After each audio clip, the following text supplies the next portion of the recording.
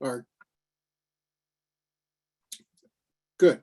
Okay, so we've got our meeting recording, and Michelle, you have 10 minutes. Okay. Would you like to spend all 10 minutes of those speaking, or you can allocate some time to questions?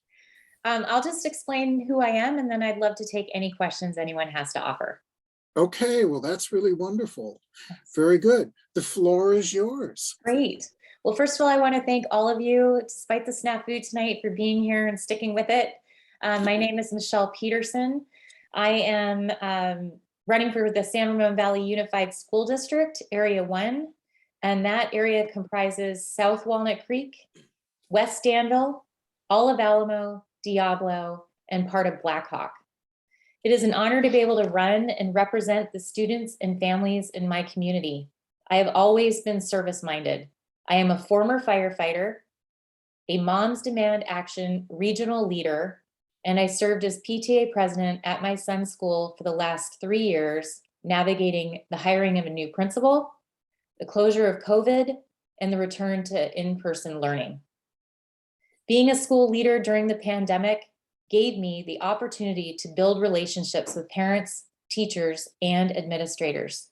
That's why I am entrusted to lead in this area. I'm endorsed by Assemblymember Becca Bauer-Cahan, 2 current San Ramon Valley Unified School District board members, Rachel Hurd and Susanna Ordway, 3 local firefighter unions, the San Ramon Valley Firefighter Union, Oakland Firefighters Local 55, and the Contra Costa County Local 1230. I'm endorsed by Danville Mayor Newell Arnerich, Vice Mayor Robert Storer, Council Member David Fong, former Vice Mayor Lisa Backwell, in addition to many others. I tell you all of this because they see in me a leader that they trust and someone that they can work with to serve on the Board of Education. I saw this run as the next logical step. Even so, I didn't plan to run, but my friends and fellow parents asked me to. I said yes because I appreciate our educators and the directions our schools are going. A more inclusive, more centered on justice, the acknowledgement and importance of mental health, as well as continuing our academic excellence. I also just want to do good and serve my community, and I think having a child already in this school district for 6 years has given me an up-close and personal perspective you cannot get any other way. Since I announced my candidacy, I've learned there's a lot more to running on a school board. It's a lot, but it's not too much for me. I'm used to working to solve problems amid distractions, and I'm ready and excited to be here to speak with all of you. I can't wait to tell you what I'm all about. Short and sweet, but I love questions because here's the deal. This race is not running in a vacuum. What's happening across the country, as we're seeing in our school boards, is happening right here in the San Ramon Valley Unified School District. I'm running against an opponent who is for book censorship. I am running against an opponent that goes back always to this core message of, we just need to focus on core academics and we need more parent voice and transparency. If you all watch Fox News, I don't, but I know these are buzzwords that are happening across this country, and my opponent is using them.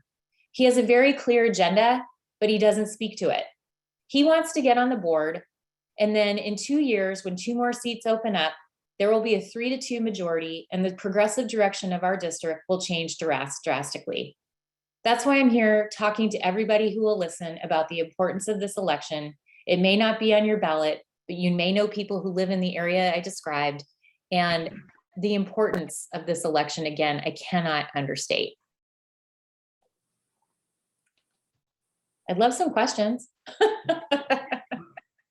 Okay, very good. Let's open up the floor. Question. Sure. Hi, Alice. I'm not going to ask a question, but I'm going to make a proposal. I don't believe anybody in this club can vote for you because of the area that we live in, but in fact, we can do something else. But before that, I'm going to say that I've been working with Michelle over the last couple of months, and I trust her. She's the real deal.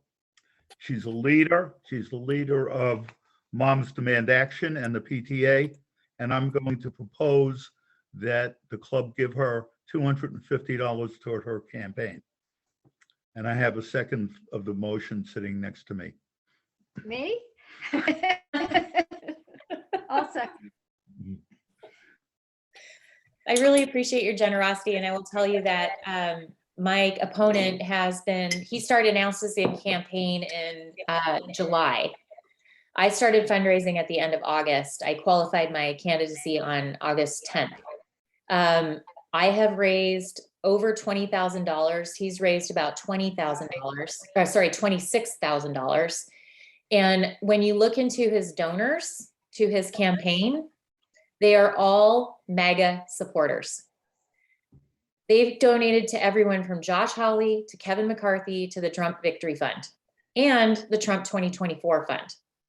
Again, I can't stress to you all enough that there is a very clear agenda going on here. It's happening across our country. It's happening in the state of California with 2,500 school districts up for grabs, school board seats up for grabs. And it's happening right here in the San Ramon Valley Unified School District. I think we should mention that there's another Democrat running, Jerome Pandel. He's not running a strong campaign, but he threatens to split the Democratic vote. Mm-hmm. And I know Jerome real well, and that's why I'm going with Michelle. Alice, that's not nice. Okay. Well, it's honest, and we like that kind of commentary. Okay, thanks for your comments and your strong endorsement. We will actually vote later on for the $250 possible allocation to the campaign fund for Michelle Petersen. Immediately after our 10-minute time period, which is up in 3.5 minutes, we're going to have a vote. Now, a voting device was sent to many of us by email, and so you can do an online vote to either endorse or not endorse Michelle. And a number of members of our club are from the San Ramon area, and we hope that this endorsement, if she gets it, will help influence those voters. Okay, very I good. wanted to just comment, if I could, on Jerome. He's a nice man. He would be a great person on the board, but he is not electable. He is running, we are both running against somebody who is very charismatic, has 5 kids in the district. I actually have a child in the district right now. I've had the boots on the ground working to do the work already, and it was a natural progression for me to run for Board of Education. I will also say that, as Ellis alluded to, Jesse and I are so far ahead in what we've done campaigning. At this point, really, a vote for Jerome is a vote for Jesse Vancy, which is unfortunate, but I'm going to keep my eye on the prize and just keep my head down and keep focusing on my opponent, who is Jesse Vancy. Right, and that's a good thing. I was going to ask the question for you to describe your opponent and the differences between you, but you've answered both of those aspects of them quite well. So I'm going to open the floor up to anybody else who has any questions. Either raise your hand, which we can see on the video, or punch in on the chat. Okay. Any additional questions? I see a hand from Jackie Taryn Rinke. Hi.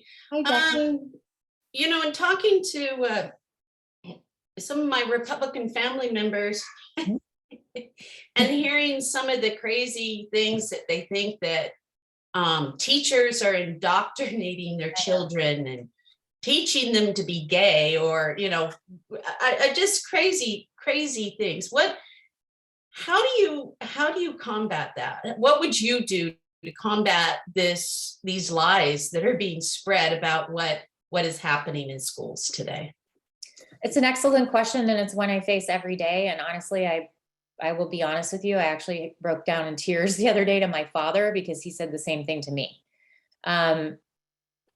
My son has a learning disability. He was diagnosed with ADHD. Some of the things that the far right talks about when they talk about this indoctrination and all this other stuff affects the kids like my son, who have to have alternate pathways to learning in order to succeed.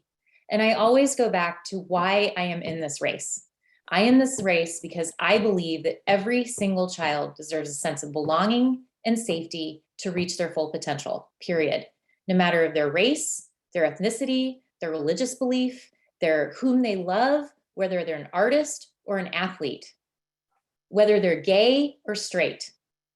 They need support. And the only way our kids are going to succeed when they leave the bubble of the San Ramon Valley is to be able to work with a diverse group of people that they're going to encounter when they get out of here. No matter what the Republicans try to do to keep this curtailed, life is life.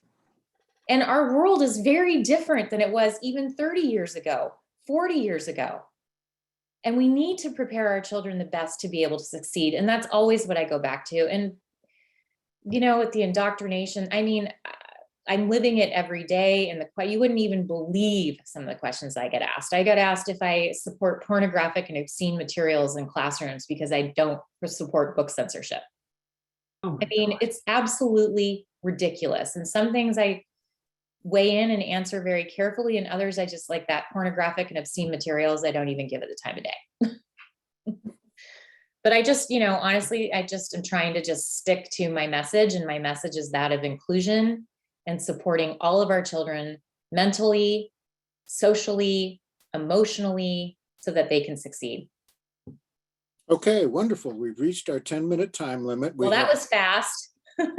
Oh, yeah. Well, you did very well. When you're doing well, time goes by quickly.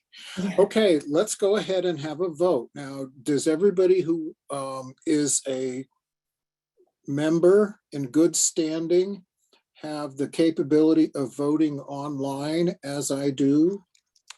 I just posted it in the chat.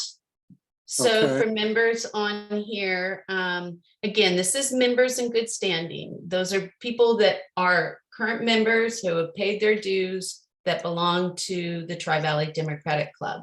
So if you are not a member, please do not vote. I will go through them and compare them to our membership roster. And if anybody cannot see that or is on the telephone, can you unmute yourself and let me know if you need the ballot? Okay, let's go ahead and vote. And ask any questions if you don't know how to vote. Oh, yeah, thanks, Ron. A reminder, if you wish to abstain, do nothing. So all you're gonna do is open up that link, put in a valid email address and your name. And then it's a simple, do you endorse Michelle? Yes or no. If you wish to abstain, do nothing. Jackie, this is John Bauer. I'm, participating by telephone. Can you send me the email to vote? Absolutely. Stand by, John.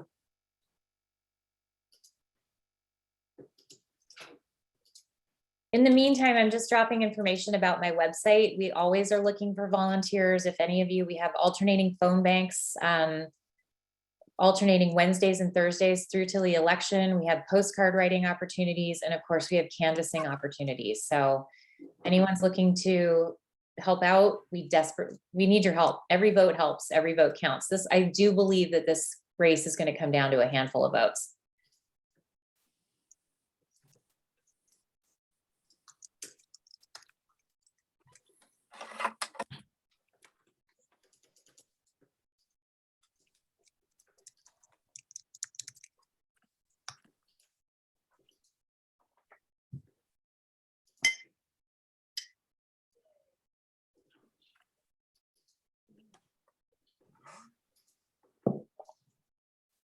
Okay, John, you should have two of them. One that I don't know if I attached the file.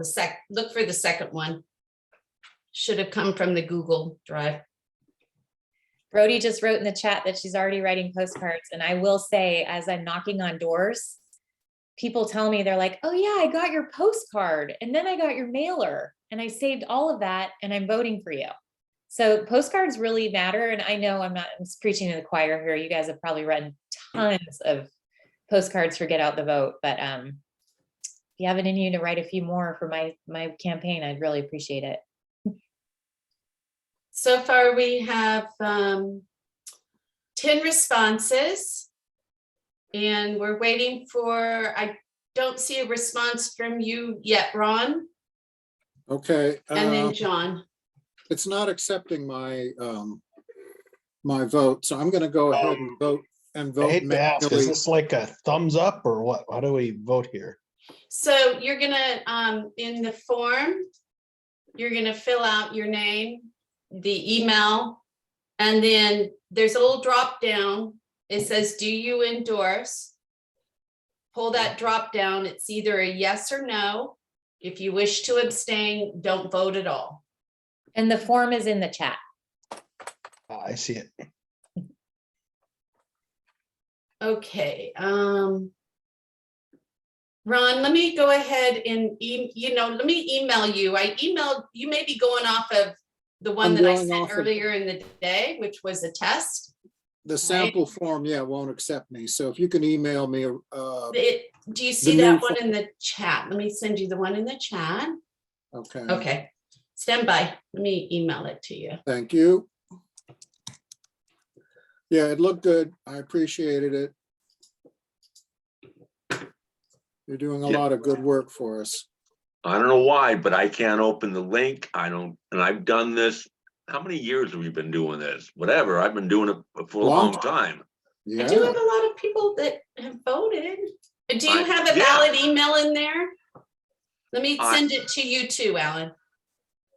Hey, John, maybe it's because you're at the beach. No, maybe it that. could Well, be. there's a lot of things I can do It's at the laid beach back. with a laptop. I wish I was there. Oh, that's John Rowe. Okay. Huh.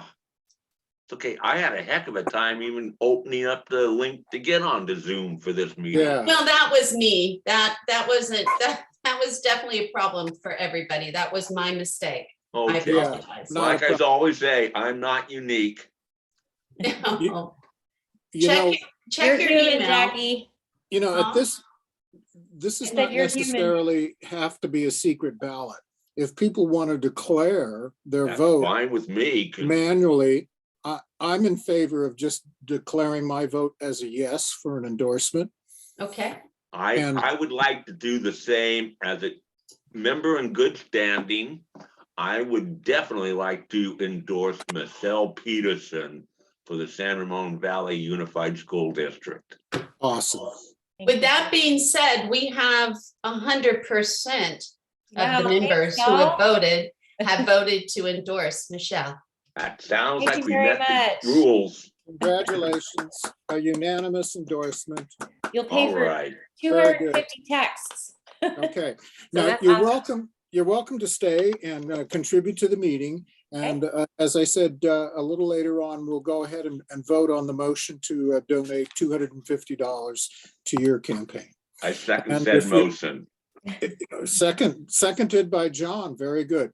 And should you not be at the meeting, we'll go ahead and indicate by email to you the results of that vote. But be assured now that you have a unanimous endorsement. Thank you. Thank you very Very much, good. all of you, for your Yeah. time. Thank you, Michelle. And now we move on to our wonderful presentation on the public bank of the East Bay with two good presenters, Margie Lewis and George Quay. And the floor is yours. You may go ahead. Margie, you want to kick it off? Margie, you're ready, or George? Yes, I Either was one. on mute. I'm sorry. I just wanted to thank everyone for having us here. And I also want you to know we have a third member here, Susan Harmon. And we are wonderful. all Hello, activists. Susan. We're all activists with the public bank. And there's just two things I wanted to say, and George will be reiterating this. First of all, the bank does not exist yet. So that's number one. And number two is it is not a retail bank. It is a wholesale bank. And the bank does not want your money, your checking account. We want your taxes, and we want municipalities' money, and we want BART money and AC Transit money. But the bank does not want your money. And now take it away, George. Well, I appreciate the time that your organization has provided for us here. And, again, I'll introduce myself. My name is George Quay. I'm a member of the Friends of the Public Bank East Bay. And I wanted to kind of preface this discussion with kind of painting a picture of some of the work we are asking our elected officials to do and the resources they have at their disposal. Consider, topics such as housing, climate change, education, supporting local businesses. Funding for these priorities and more are currently from local property taxes, municipal fees and fines, local state bonds, tax revenue sharing from Sacramento and the feds, and local sales tax. So if there's a new or existing priority that is unfunded or underfunded, it becomes a robbing Peter to pay Paul situation.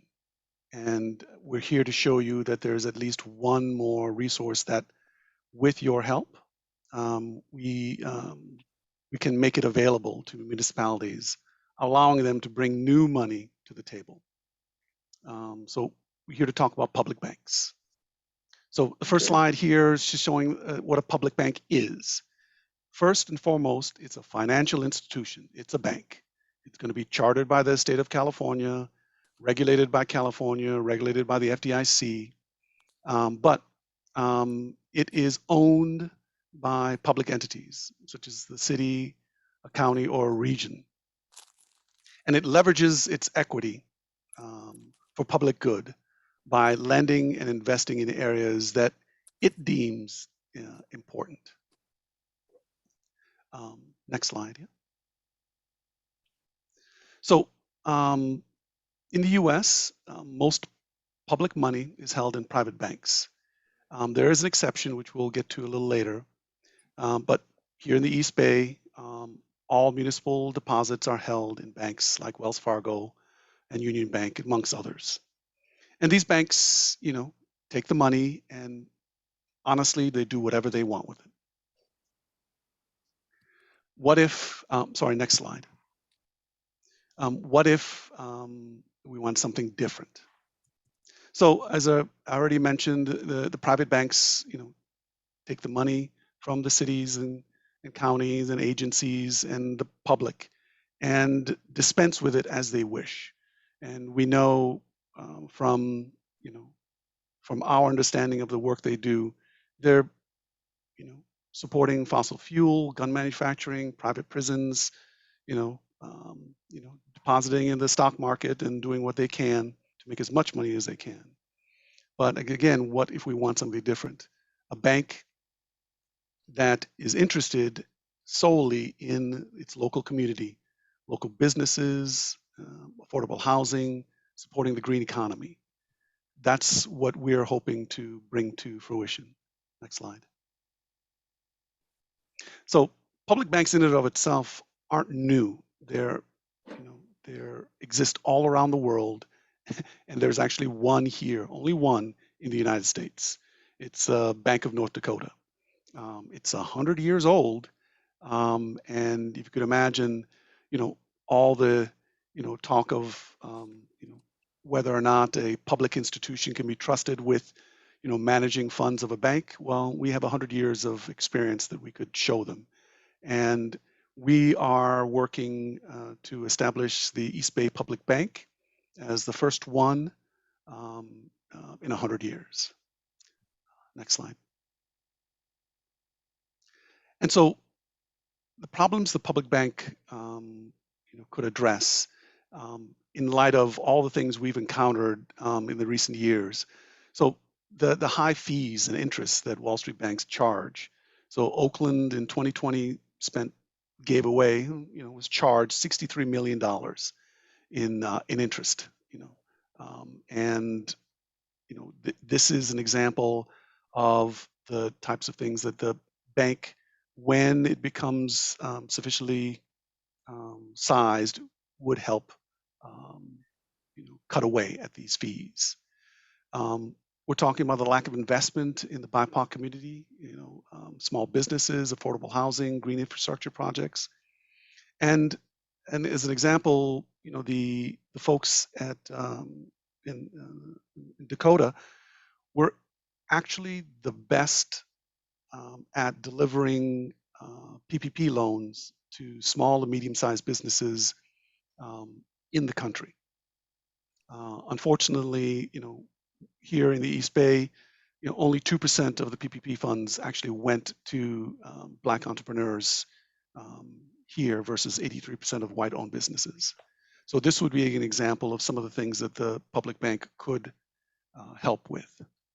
Next slide. And so in some way, this is our vision at the time, but we're working with the cities and the county to flesh out this this vision. But we're looking at the funding coming from and being capitalized by Alameda County and the local cities.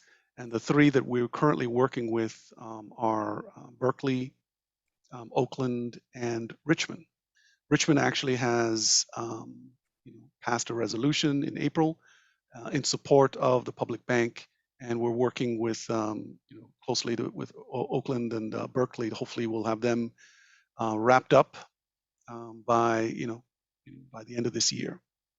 And in the future, we're looking to take municipal deposits. So the cities in Alameda County and others who would want to join and take deposits, we're definitely interested in opening that avenue as well. But in the future, we're looking to take deposits from foundations and other public agencies, such as AC Transit, East Bay Mud, and BART, for instance. So lending and oversight. So from the point of view of the public bank, as Margie had mentioned, we are a wholesale bank. So the work that we're going to be doing, and this is a requirement in the law, which was passed in 2019, the Public Banking Act in AB 857, we are required to partner with local financial institutions in order to provide funds. And we are mission driven in our loan policy. So our partnership with our local financial institutions will be driven by the fact that we have a vision of how we want to support our local economy and our local cities and the county. And we're going to be working with our local financial institutions. Oversight, again, to reiterate, this is a financial institution, a bank, even though a bank with only one office, but it'll be regulated by the state and federal agencies, DFPI and FDIC, and it will be governed based on a governance plan that was developed in communication with local community groups as well. Developing the right governance structure will be a joint process of advocates, banking experts, city and county representatives. So currently the model is 555, talking about a total of 15 board members, 5 community leaders, 5 who have finance or banking expertise from the community, and 5 representatives from the founding county and cities. Next slide. So the board of directors need to be majority community representatives. We are, developing a business plan. We are trying to fund the start of the bank, and we are driving our vision for the bank by including majority of the community representatives on the board of directors. We're also expecting there to be banking experts and city and county officials as well. Next slide. So just as a heads up, there are 8 states and cities around the U.S. actively working towards creating a public bank, and we are in a friendly competition with San Francisco, LA, and a few others here in the state of California to be the first in California. This is just a splash of the folks that that support us, and we're hoping to add you to this list. This is just a snapshot of the folks who are current bank board candidates from the East Bay community. And here we are with the request George, from our sorry, side. George, that slide didn't come up. Oh, The list of organizations. oh, my apologies. Next slide. Can you not see the slides? Oh no, go ahead. Sorry. Next slide. There we go. My apologies. Unfortunately, I'm running my own slide deck on this side, and I missed the fact. So again, these are the folks, and this is just this is just a snapshot. There are many more, and we're hoping to add you to this board as well of supporters. Next slide. This is just again a picture of the current bank board candidates that we've recruited and have asked to be part of the pool. Next slide. And so here we are, asking for your help. First, after all your questions, we hope we can garner your support, and either in the form of donations, identifying donors, volunteering with us, recommending other bank board candidates that you think would be a good fit. But we're also looking for help with the Alameda County supervisors. Pulling strings, talking to folks, educating them about this project. We are probably probably another 6 to 9 months away from from involving the county, but in the near term, we'd like them to hear your voice behind this project. Thank you. That's it. Any questions?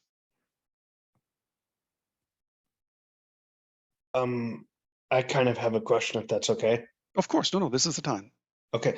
Why are you competing with San Francisco? Why aren't you like trying to work together on it? Oh, well, because we in the state of California have organized ourselves into regions, and we want to have regional local public banks because each region has its own needs. And San Francisco, it has different needs than the East Bay, as does LA, as does San Diego, as does Humboldt. And so that is our vision, is to have a network of regional banks around the state. I hope that answered your question. I think so. I think you're saying that the Bay Area isn't homogeneous enough to just have one bank, is Yes. my understanding. Yes. So it's not crystal clear that San Francisco wants us. We are working very closely with them. In fact, the consultant that's writing our business plan is also writing San Francisco's. So we're in very close touch and think of them as close colleagues, but we do have different needs and have a different plan for the bank, actually, a different strategy to get the two banks up and running. Good question. Robin, you have a question? I actually have two. Because I'm thinking about differentiators and who is, out here in the East Bay. I wonder if you targeted for support ICE mortgage. They used to be Ellie Mae, because I know of a lot of people who work there who are exceptionally influential in banking. So that's ICE mortgage, used to be Ellie Mae.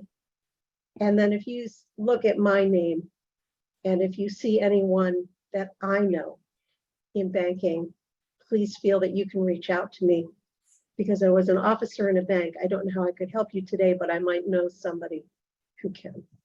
So that was the first thing, ICE. And then the other company is National Mortgage Institute, NMI, in Oakland. Now, those two companies manage, I think, over a third of the mortgage data in the United States. So their relationship on banking boards couldn't be stronger. The question I have in terms of talking about you and differentiating you, I love this presentation, by the way, is will you do something for people who are in the marijuana industry that perhaps the San Francisco Bank would refuse to do? Will you do any outreach to new business owners in an industry that is just becoming federally legal? Well, until it is legal, our position is one of neutrality, not because we don't support them. We would love to support them and love to, the bank would, and love to, and, you know, love to help them financially. It's just that until they are stopped being classified, you know, as a top level drug, we will not be able, in terms of our regulations, to. Didn't that change last week with Biden's? Has to change federally. But isn't that what Biden did last week It's when he beginning to happen. decriminalized it? Well, he essentially did two things, which was one, provided relief for federal prisoners. Mhm. That's one, but then he initiated the review. So he tasked the FDA to be the one to decide if the reclassification can be reconsidered. So nothing has been decided in that range. It's just been the So ball has started rolling. Thank you very much. I hear the answer, and that you represent as neutral. I would say that I find that disappointing. Well, again, I don't want neutrality. I think I want people to see a path forward. Again, so from the point of view of the public bank as it stands, this is a new entity for both the state and the FDIC to charter. And so we wanted to kind of slim down our profile in terms of the things that we would be lending to. So municipal finance, bonds, for instance, very safe. I don't speak for others. I No. apologize if it comes across Of that course, way. this I strictly speak for my own. This is if you're having the question, you can guarantee that others are having the same question as well. So we wanted to kind of minimize the exposure for them to say no to the public. I'm going to bank. go back off video and mute myself. Thank you very much. Sure enough. I don't know who's Ron, keeping this is track. John Bauer. I have a couple questions. Sure. Go ahead. Okay, so two questions. One is, I know currently with the cash that the cities have, there are very strict restrictions on where they can put that money. Very conservative investments such as U.S. government T-bills and bonds. So my first question is, have these community banks been authorized to accept, cash deposits that are, or I guess the question is, can cities deposit money into the community bank that meet the restrictions that is required of them of conservative investments? And my second question is, you mentioned the 3 cities that you're currently in discussion with, Oakland, Berkeley, and Richmond. With Richmond being in Contra Costa County, I'm wondering what the Alameda Board of Supervisors has to do in this whole equation of establishing the bank. George, do you want me to take the first one?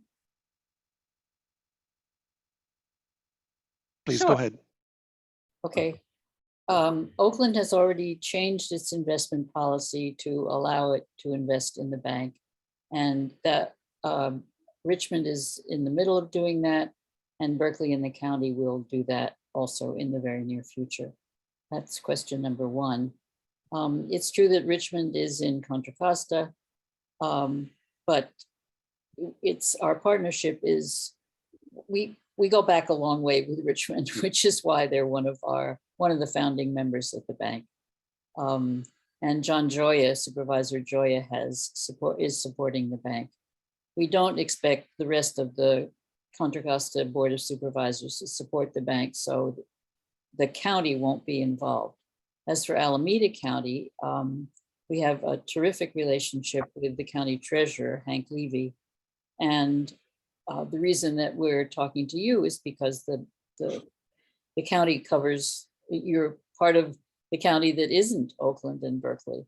So the bank will be lending it throughout the county, the whole county.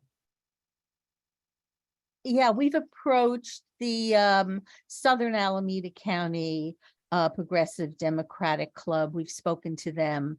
So we've spoken to various Democratic clubs around the county.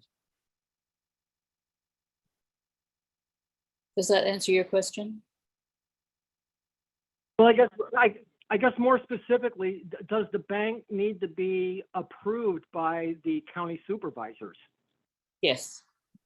Absolutely. And that's one of the reasons we were hoping, if you support us, that you will help us when we need to go in front of the supervisors. They are going to be providing the bulk of the money, the county.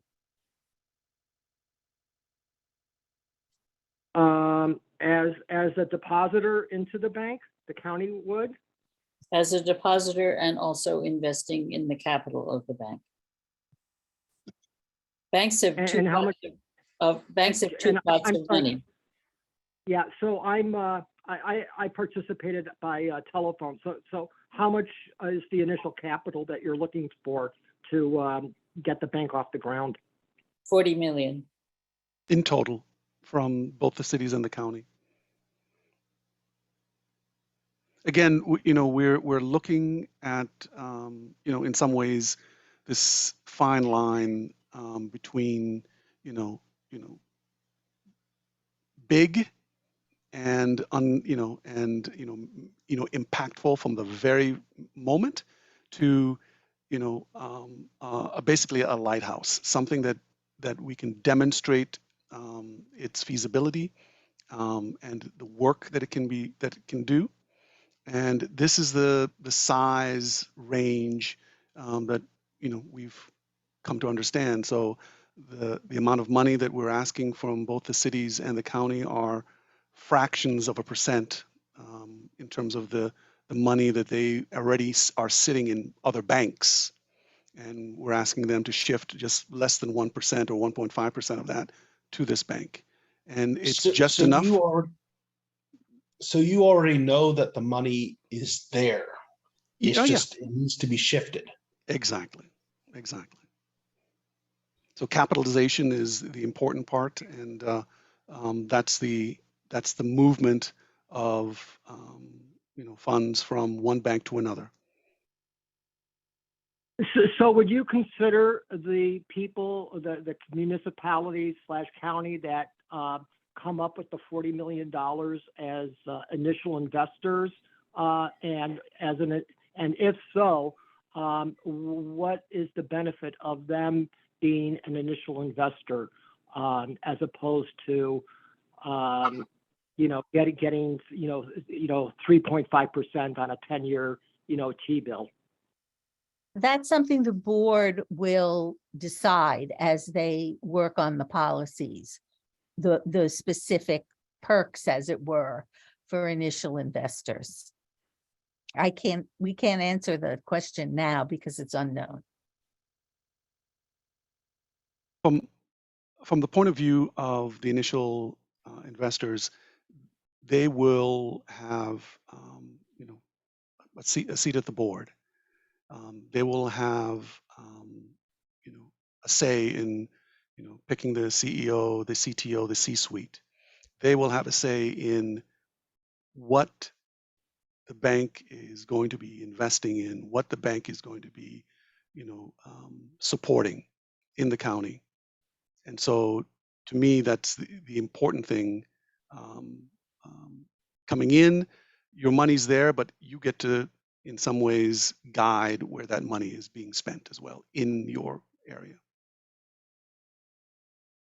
So to take it a step further, you've asked for our support with the county supervisors. Is that the hook? Is that the main selling point, that when we contact our county supervisors to encourage them to participate in that, is that you will have an active role in picking the board of directors, as you stated, the C-suite, or are there other talking points that we should be aware of to convince them to support your efforts? Well, just to right out of the gate, one of the things that we are hoping to do is having the bank buy back a lot of the bonds that the cities and the counties have invested with Wall Street banks.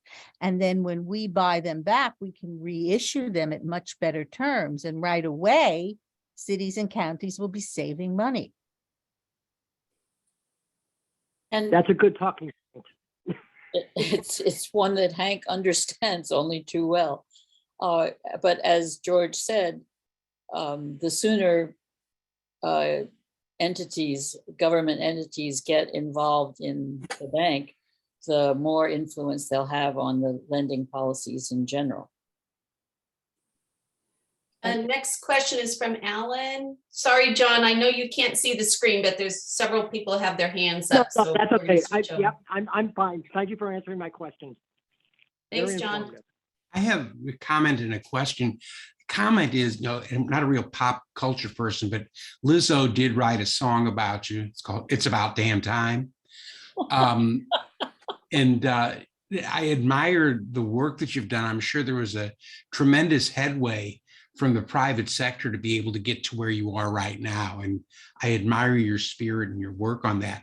The question is, how I know the North Dakota Bank has been very, very successful in helping that state be just a very successful state for what it is. The question is, how do you differ from that bank? Oh, well, first of all, because North Dakota is a red state, when the governor of that state said to the police or the National Guard, go and put the fire hoses on the water protectors at Standing Rock, they funded it. Right there. So governance is what Margie's talking about. The BND, the Bank of North Dakota, its board is the governor, the commissioner of agriculture, and the state attorney general. And the governance of our bank will be, as we talked about, primarily community representatives of significant community groups. And we're mission driven. So that is never something, like, as we said, we will not fund private prisons or arms deals or fossil fuels. Great, thank you. And next up is John Rowe. Oh, well, thank you. As someone who works in the nonprofit sector for not both as an employee and a board member, what type of involvement would nonprofit agencies have with your bank? If they wanted loans, for instance, they would go to their local community bank or credit union. And if they were having difficulty with that, we would be able to buy down some of the interest of the loans or help absorb some of the risk so that you would be able to get money via your local community bank or credit union, because we would be behind it, because what you would be doing with that money, I'm assuming, would be to, support the community in some way via small business or programs or whatever. Does that answer your question? Yes, it does. And thank you. It's Good luck on it too. also, George, can you find the NASCAR slide again? Another way that community nonprofits can participate in the bank is by sending representatives to the board and supporting us. And 60 community groups already have. And just speaking of groups that have supported us, the Wellstone Democratic Club, John George, Oakland East Bay Dems, and just this last week, Alameda Labor Council voted to support us, and the Alameda County Democratic Central Committee will vote to support us, we're told, in November. So we have strong support from the community, Democratic clubs in particular. This is Jackie. I have the next question up. For the customers of the bank, what are the benefits? What are the selling points? And what are the risks? When you say customers, what comes to mind? Well, I guess who are you trying to get to use the bank? I mean, once you have these large investors depositing their funds, I assume this is going to be available to the public. No. No. No? Again, to be clear, this is not a retail bank.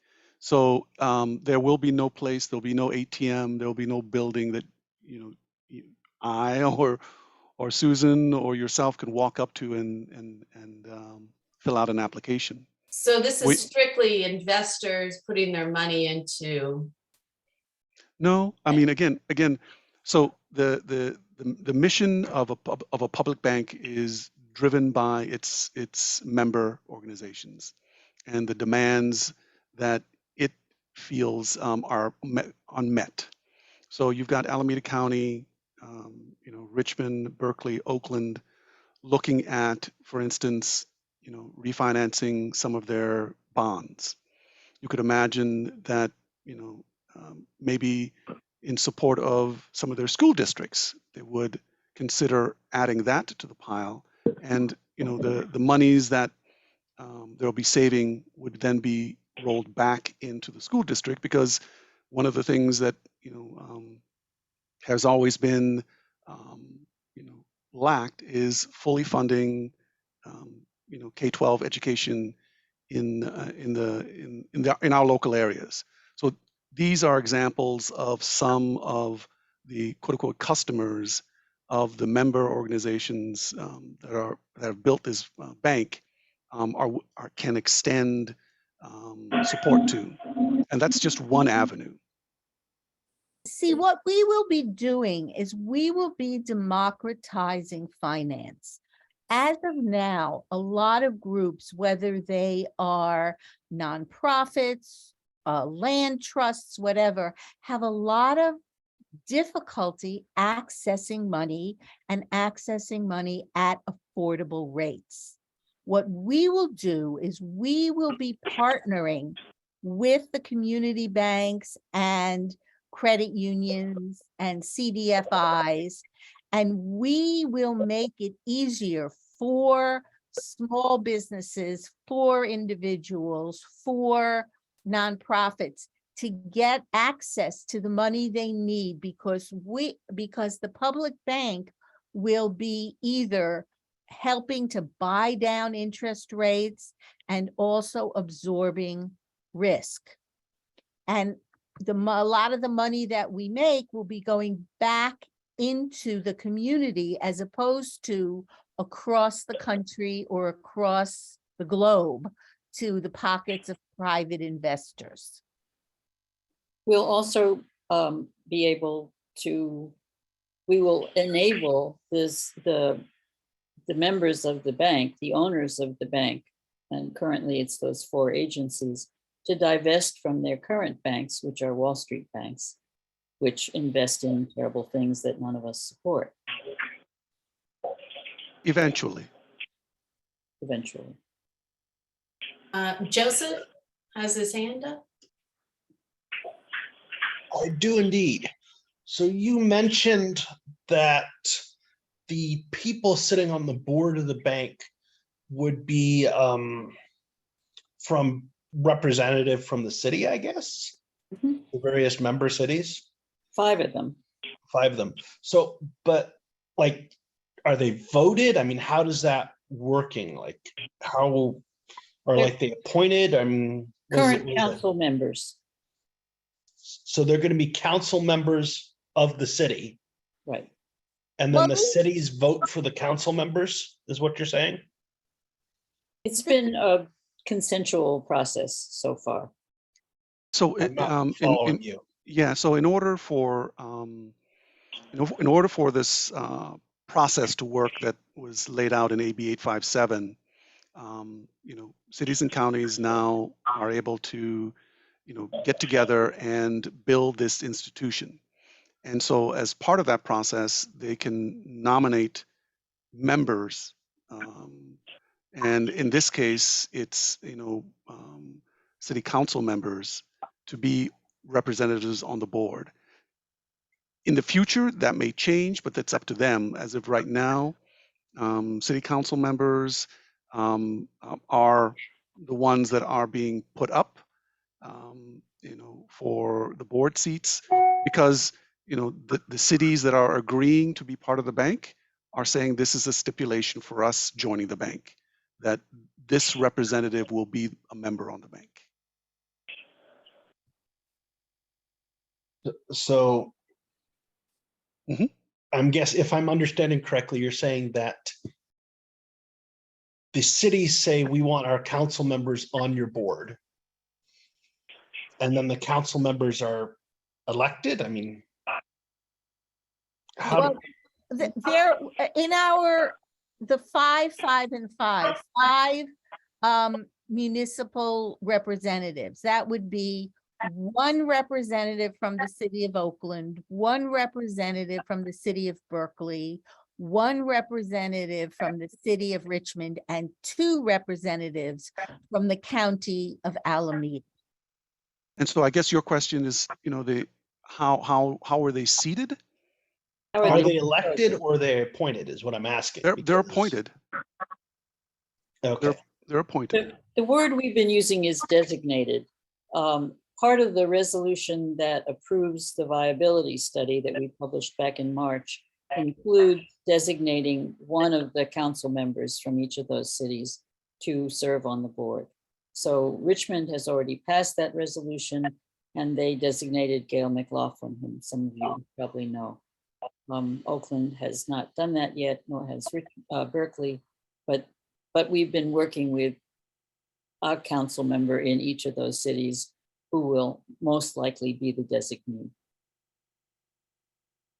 What do you say to people that may accuse the bank of being a political animal and being totally one-sided? I can see right away that the supervisor is going to be hit up that this is, a power play by Democrats, and What mean, we're saying is that what makes us fundamentally different, we do not want to be a kinder, gentler version of B of A. Absolutely not.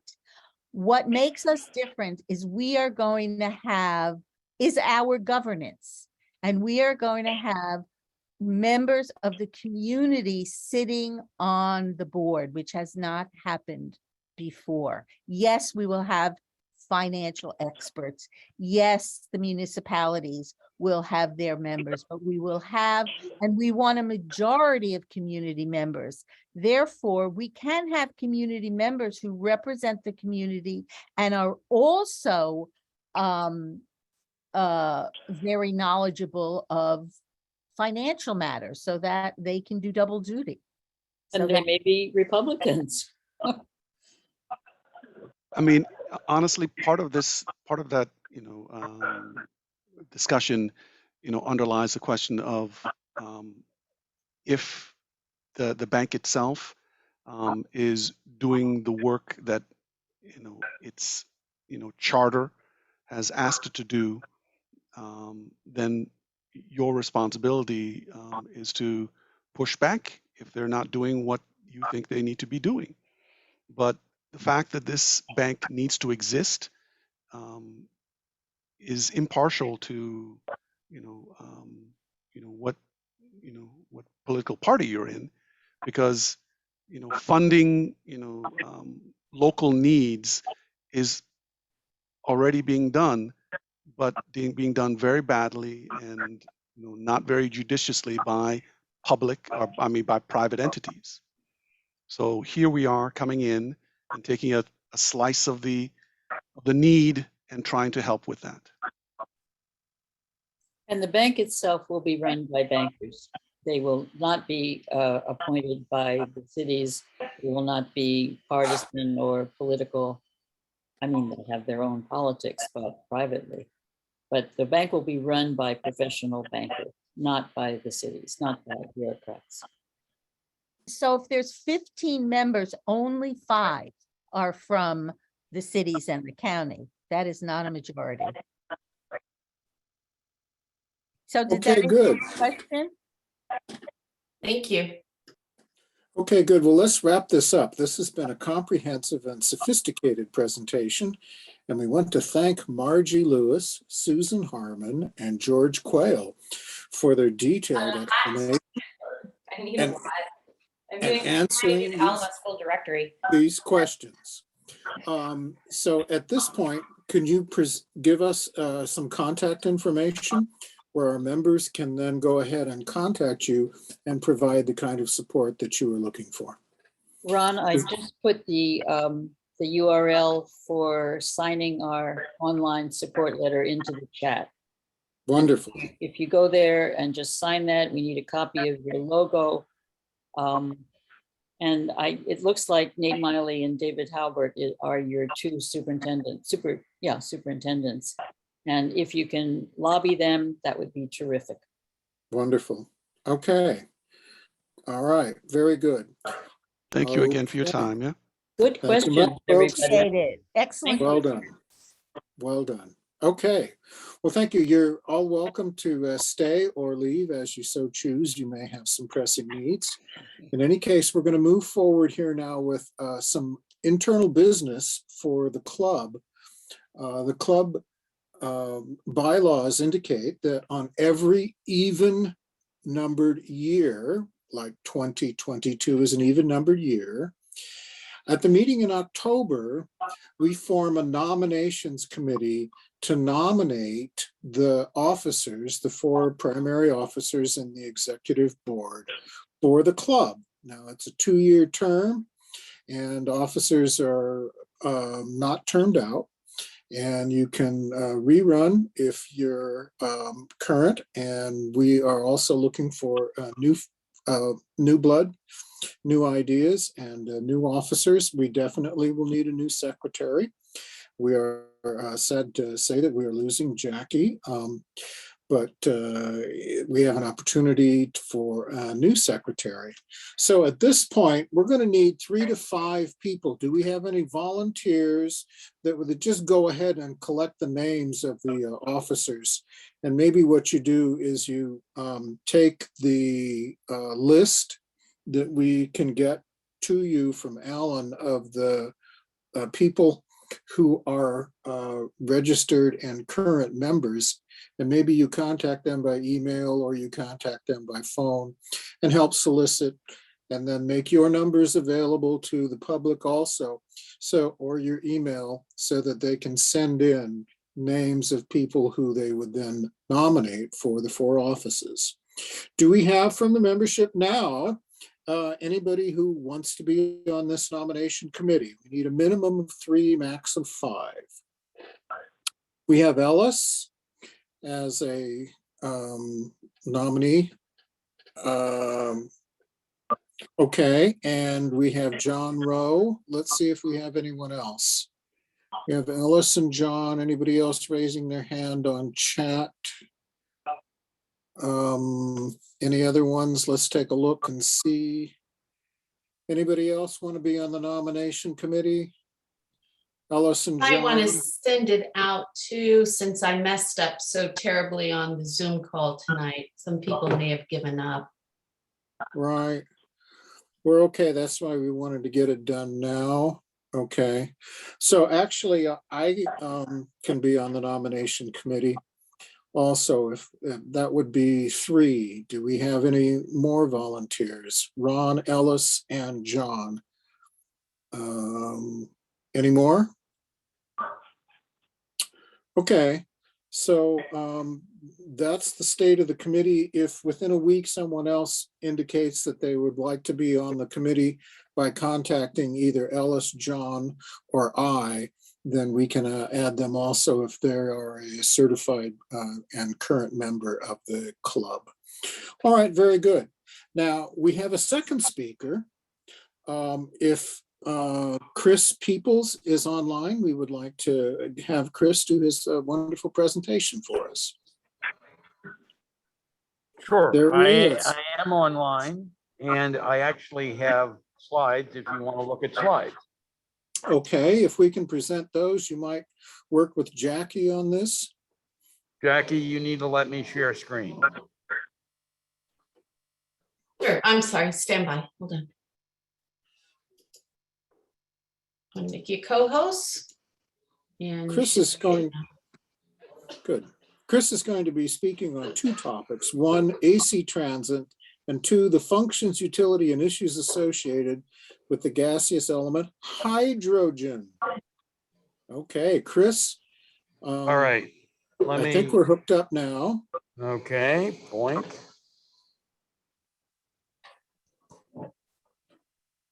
There, do you see those? Yes. All right. Very good. My name is Chris Peeples. I am an elected at large. You hear me? Yeah. yes. Can you hear me? Yes, we're Yes, good. sir. Okay. I'm an elected at-large director of AC Transit.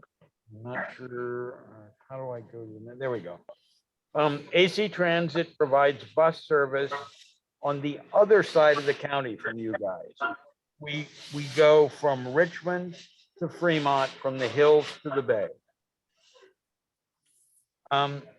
We've had a zero emission program for 20 years. That's led the CARB, the California Air Resources Board, in 18 to pass the innovative clean transit regulation, which requires every transit agency in the in California to be 100% zero emission by 2040. So the work we have been doing has been looked at by a whole lot of people. We started with a little 30-foot Thor, went to 3 Van Holes, then 13 Van Holes, and all of those were hydrogen fuel cell. In those days, battery buses couldn't do the job. We had a battery bus in the late 90s, and it was great for the Solano stroll. That was about it. We now have an advanced demonstration bus, or that was one of the Van Holes. We are doing fueling in 2 of our yards. We just got funding to do a 3rd one down in Hayward. We have both hydrogen fueling where we're doing cryogenic fueling in Emeryville and gaseous fueling in East Oakland, but we're about to convert that one to cryogenic fueling. And starting in 2018, we got 5 battery buses. So we've also got battery chargers. We've been testing an articulated bus with that's a hydrogen fuel cell bus. Hydrogen fuel cell buses and battery buses are both electric buses. The bottom end of the bus, the inverters, the motors, all of that stuff is exactly the same. The question is, how do you store the electricity? In a battery bus, you store it in a chemical battery. In a fuel cell bus, you store it in the form of hydrogen. And all of our fuel cell buses and all fuel cell buses in the world that I know of are hybrid buses. They have both fuel cells and batteries. And that's because fuel cells don't like to be ramped up and down a lot. So the batteries take up the ramping up and down. This is a little bit of an old slide deck. These are our current buses. We now have 36 of the Excelsior XE40s, which are fuel cell buses. We've got 7 of the battery buses. We've got another 20 on order from Gillig, right out in your area out there in Livermore. And we've got another 20 fuel cells on order. The prices has been going down quite rapidly. Our first buses cost us 3.2 million each.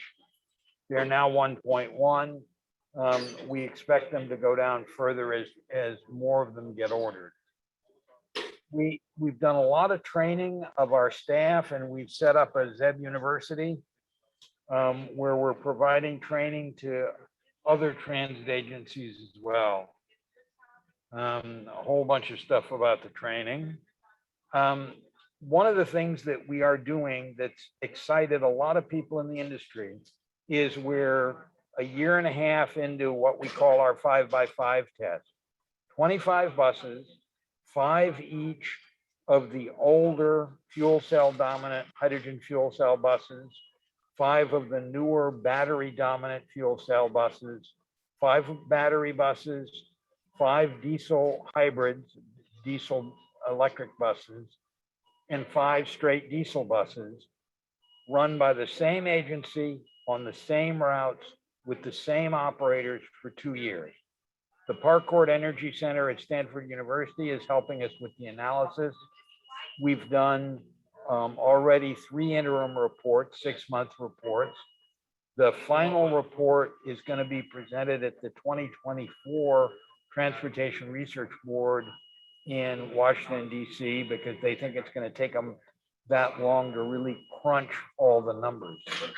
So there's a lot of attention being paid to this because transit agencies all over California are deciding what mix they're going to have of battery buses and hydrogen fuel cell buses.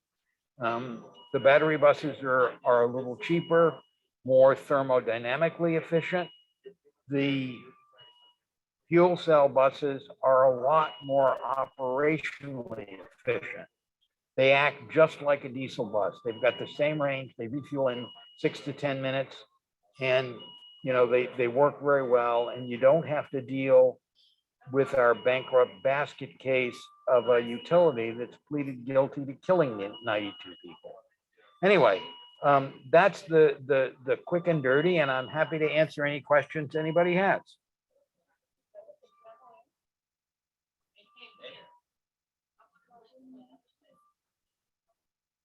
All right, how do I turn off the screen share? Nope, that didn't do it.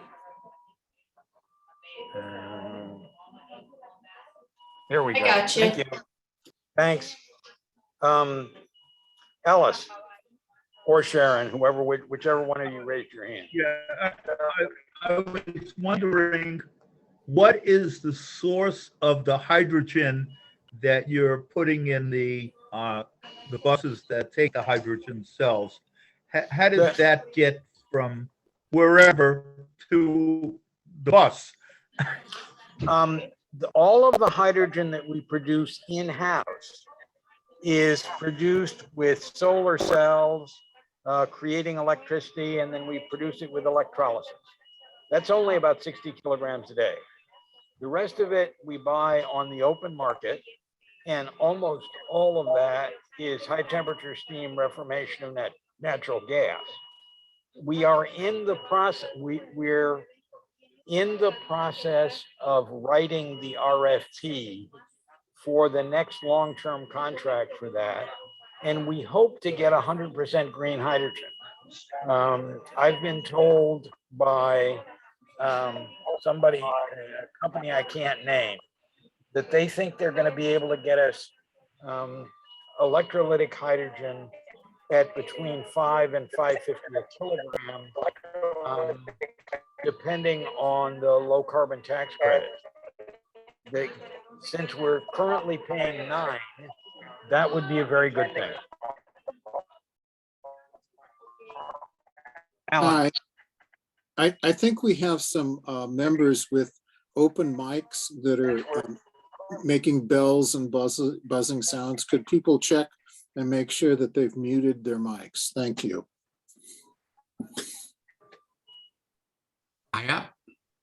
Alan, you're up. Okay, couple questions. How does the cost of the hydrogen compare to gasoline and diesel? At the moment, it's terrible.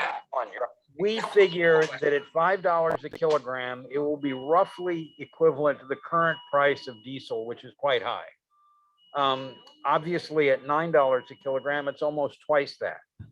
And our general manager keeps speaking at conferences, and there was a big event put on by Chevron to talk about their $10 billion, with a B, investment in hydrogen, where he said, look, this is going nowhere unless you can get the price down. You know, we did a great experiment and everybody loves it, but unless the price can come down, it doesn't work. And that's because now hydrogen is a small contributor to very profitable processes. You use hydrogen for refining of oil. You use hydrogen in food service, but you use very small amounts. So nobody really cares what it costs.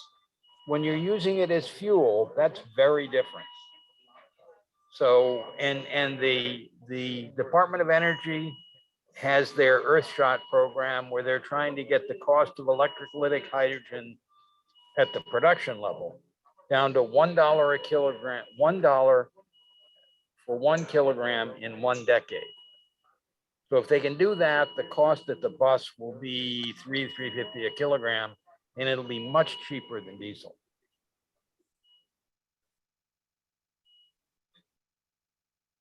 Alan, you're muted. It uses a battery. Now, is that battery disposal the same problem as you have with electric car disposal, or is it different in any way? No, it's same problem.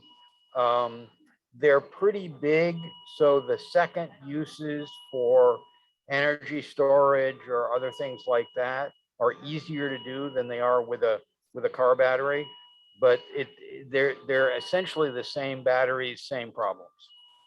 And how much, I think hydrogen makes a lot more sense for automobiles than just the battery power.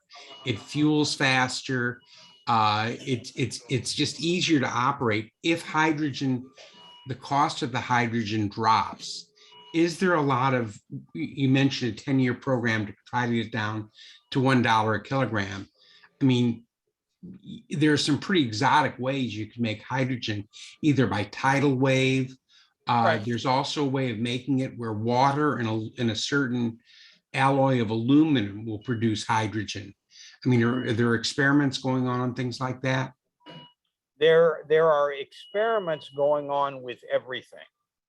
But I've been doing fuel cells since 1960. And what I've learned is there are lots of creative physical chemists around who can think up all kinds of things. I want to see that it works before I get too enthusiastic about it. Great, thank you. All right, John.